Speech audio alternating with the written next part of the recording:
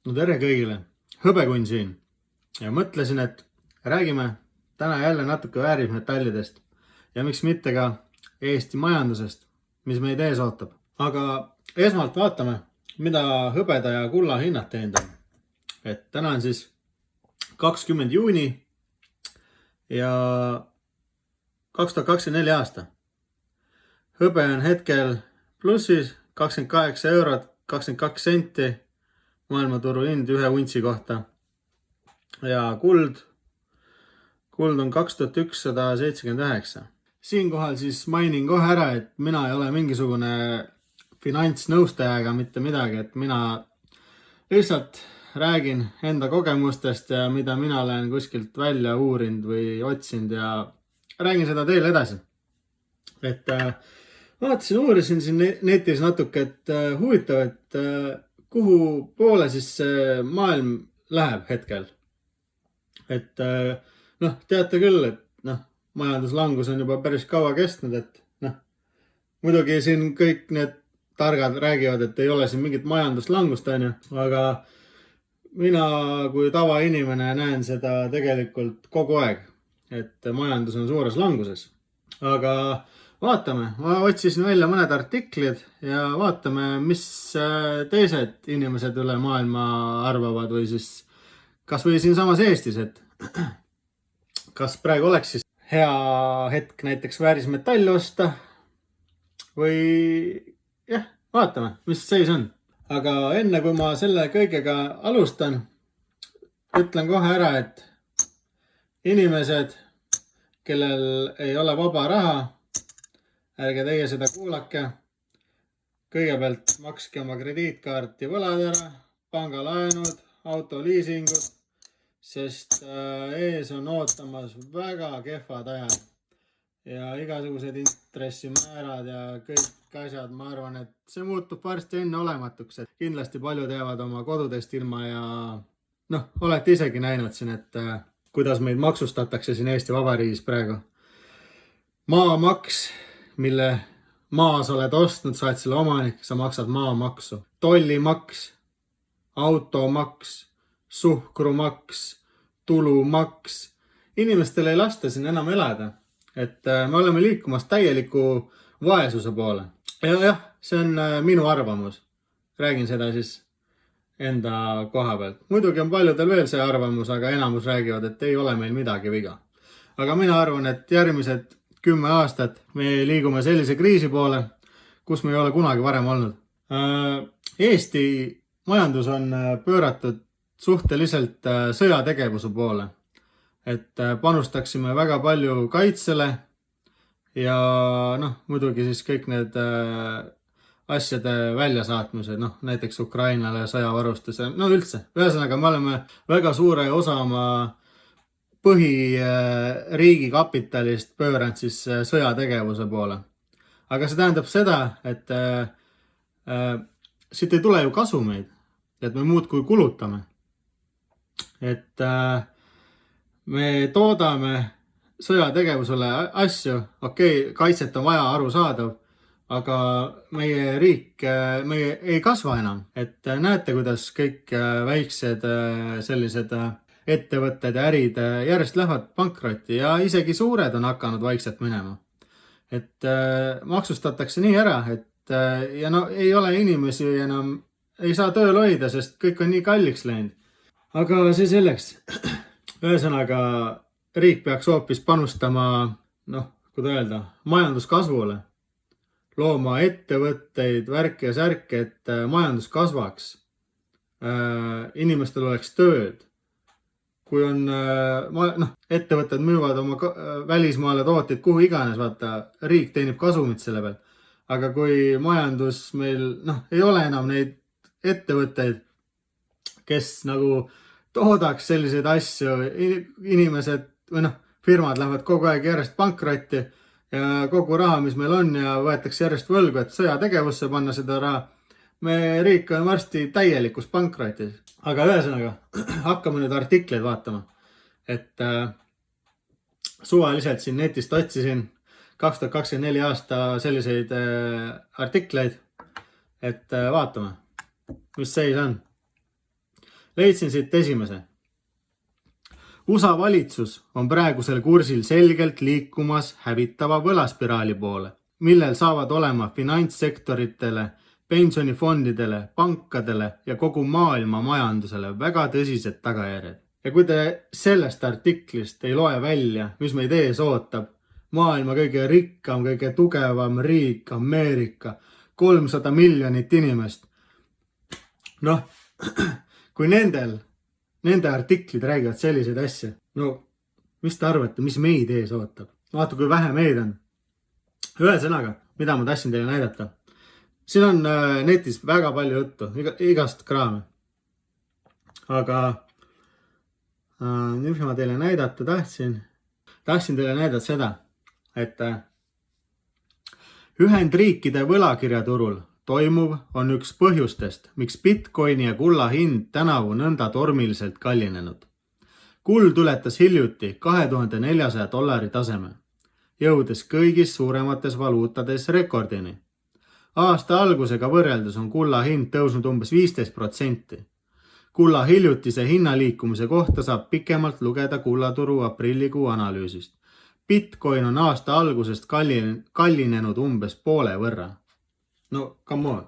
Kui te siit ei loe juba välja, et teate isegi, et kui on majanduskriisid ja raha väärtus muutub põhimõtteliselt väärtusetuks, siis väärismetallid, hõbe, kuld, need lähevad väga kalliks. Ja me ei tea, kuhu need võivad minna, sest inimestel on täielik, kuidas öelda, selline, nad ei usalda enam riiki, nad ei usalda raha ja nad ostavadki kulda ja hõbedat kokku. Ja see hoiab nende vara.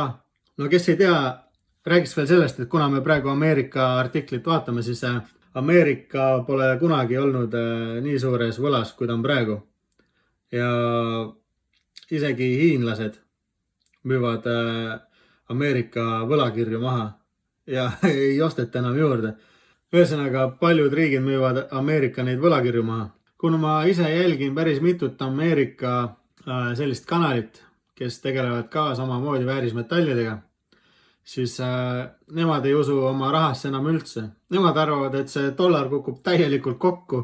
No muidugi seda ma ei usu, et juhtub. See on ju terve maailma valuuta. Tervet maailma põhimõtteliselt mõõdetakse ju dollarites. Seda ma ei usu, et juhtub, aga inflatsioon saab olema meeletu. Et isegi ameeriklased ise ostavad vanu hõbemünte, sente kokku, mis neil kunagi olid käibel, millega saaks, kui tuleb selline kriis või mis iganes, saad muna ja mune osta, süüa, mida iganes vahetada, et kõik ostavad kulda, hõbedat õudselt kokku. Et samamoodi võib-olla tahtsin mainida seda, et kuna meid on ootamas väga rasked ajad ja sain hiljuti teada, et maailma riigid, Ameerika, Euroopa tahavad teha nüüd tänu sellele, et paberraha on nii palju prinditud, et meil on nii suur majanduskriis siin, et tahavad teha digiraha või interneti mingit sellist raha. Aga samuti Eesti. Sain teada, et ka samuti Eesti tahab seda teha. Aga teate, sõbrad, kui paberraha ära kaob? Lugesin natuke, et põhimõtteliselt praegu on see juba vaikselt algamas. Et ma ei tea, inimesed peaks täielikult selle vastu olema. Aga juba praegu siin vaatasin, mõned inimesed pole saanud enam jõusaalides näiteks sularahas maksta ja päris palju kohti on juba täielikult kaardi peale läinud. Et kui selline asi juhtub, et sularaha enam ei ole või ei saa kasutada, absoluutselt kõik teie ostud on riigil, nad näevad igat teie ostu, igat teie tehingut. Mõelge, teie kaarte saab lukku panna, teil ei saa raha välja anda. Kui te olete teinud mingi, ma ei tea, mingi asjaga olete hakkama saanud, näiteks, ma ei tea, saate trahvi. Te tahate seda hiljem maksta näiteks või midagi. Aga teil võetakse kohe arvelt automaatselt kuradi plaks raha ära, kui tahetakse Et igasugused sellised asjad, et te ei ole enam täiesti null vabadus.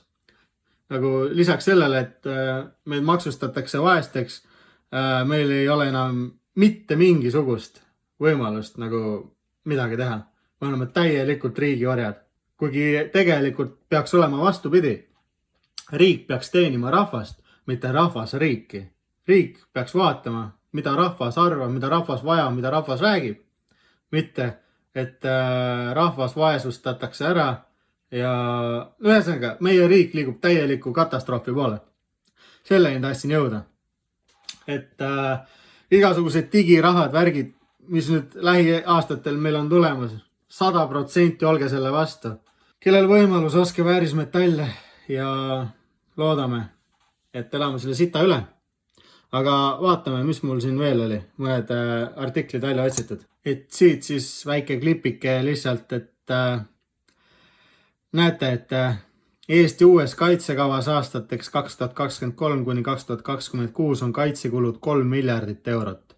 Koos valitsuse otsustatud lisarahastusega 3,8 miljardit eurot. Et ühesõnaga vaadake, kui suur protsent on meie sõjalisele kaitsele praegu ja riik ei teeni enam raha kuskilt juurde. Ärid lähevad pankrotti ja jah, nii on. Meid ootab ees katastroof ühesõnaga. Ma ei tea, kas te mäletate, kui ma ei tea, väidetavalt Eestis elas 1,6 miljonit inimest. Hetkel on siis 1,3 miljonit alles jäänud. Nagu siit alt näha, 2085 aastaks on 1,2 miljonit inimest alles jäänud. Aga nendest võtta veel maha, palju võib olla eestlasi. Ühesõnaga, vaadake seda. Meie riigis 2024 aastal on 930 000 eestlast, 300 000 venelast, 140 000 muud rahvust ja 9 000 teadmata. Et kui meid 2024 on 900 000, selleks ajaks meid võib olla sinna 500 000 nende alles. Meie rahvus on vananemas.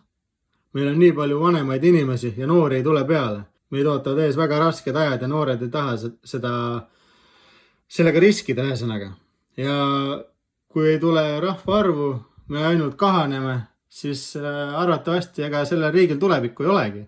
Juba seda nähes, et me ainult kahaneme, siis 2024 aasta mingit artiklit lugesin, et kõige raskem saab olema üksikemadel, kellel on lapsed. Üksikemadel siis. Et ma ei taha teada, mis siin saama meil hakkab. Vahet ei ole, mis te sinna netti Google'sse omal sisse trükite Eesti kohta. Kui juba Eesti Pank väidab, et 2023 aastal juba rääkis, et meid ootavad ees rasked ajad ja majandus aina langeb, et mõelge nüüd selle peale, et kui see Ameerika värk nüüd lõpuks kokku kukub. Oi, kõik, mis meil siin Euroopas toimuma hakkab, see on ikka jõhker. Väikses Eestis eriti. See on siis selline mingi aruanne. Agressiooni mõju Eesti majandusele. Te näete siit isegi, et põgenikud. Prognoosis on arvestatud 30 000 sõjapõgenikuga, kellest osa asub töötama. Riigi kulud suurenevad umbes 5000 euro võrra põgeniku kohta. Reaalselt on see summa 100 korda rohkem. Mõelge palju põgenike kuus juba nende majutusele, kõigele läheb raha. Meil on nii palju töötuid, majandus kukub, et inimesed kaotavad tööd, meil on nii palju töötuid ja kogu raha suunatakse sõjalisse tegevusse. Nagu näete, need olid vaid mõned üksikud artiklid, mis ma teile siin välja otsisin kiiruga. See võttis vähem kui 5 minutit. Uurige ja ma ei tea, olge valmis. Sest siin saab olema midagi enneolematut. Makske ära võlad. Proovige saada lahti oma pangalaenudest, liisingutest. Proovige, ma ei tea, kõvasti tööd teha. Mina siit poolt soovitaks teile ära maksta võlad, pangalaenud, liisingud. Kõik. Saage nendest vabaks. On teil see auto või ei ole? no kui teil väga vaja, okei, noh, jätke see üks auto liising, on ju. Aga töötage, pange, ärge raha kõrvale pange, kui teil on vaba raha, investeerige väärismetallidesse. Ja nii te vähemalt ei kaota oma raha väärtust. Näete isegi, mis poodides toimub. Te ei saa enam mitte midagi põhimõtteliselt. Varem oleks saanud sama raha eest nagu kordades rohkem asju, kui praegu saate. Ja see on alles algus, et see kõik läheb aina hullemaks. Ma arvan, et järgmised 10 aastat on väga retsid, mis ees ootavad eestlasi ja üldse kogu maailma. Mis ma veel soovitaks teha, et kuna ees on nagu nii rasked ajad, inimesed, kellel on oma kodu, näiteks maja, maakoht, mida iganes, istutage õunapuid, pange marjapõõsaid, pange kartul maha, tehke kasvuhoone, tehke, ma ei tea, istutage tomateid, kurke, selliseid tavalisi asju. Et kui juhtubki nii, mida me kardame, et juhtub, siis vähemalt te saate, teil on midagi, mida süüa, teil on, noh, saate aru küll, et ka selliseid asju vaadake, te ei tea kunagi. Võib-olla ostke mingi kuradi päiksepaneelidega mingisugune akupank, et mingi taskulampe, mida saate USB-ga laadida, et kõik selliseid asju, et kui peakski tulema kõige hullem kriis, mida Eesti pole varem näinud, kes teab, äkki tuleb sõdagi kunagi siia Eesti. No ei tea, vaata, aga igastahes, noh, päiksepaneeli suur selline akupank, kui teil on, te saate oma lampe, värke kogu aeg nagu laadida värke. Mis siis, kui Eestis vool ära kaob elekter, teil pole raha, et isegi elektri eest enam maksta. Vaadake, mis siin Eestis need elektrihinnad teinud juba on. Inimesed käisid protesteerimas Riigikogu ees ja värki, mitte midagi ei muutunud. Me oleme täielikule vaesusele kuradi praegu ehitatud, et Eesti rahvas põhja viia täielikult. Aga ma ei tea, ma võiksin tundide kaupa rääkida neid asju, aga ma ei tea, uurige ka natuke. Internet on neid asju täis ja need olid kõigest minu arvamused, et teie neid järgima ei pea. Aga ühesõnaga, mina seda teen. Siin oli Hõbekunn. Loodan, et teile see video meeldis ja näeme juba järgmises videos.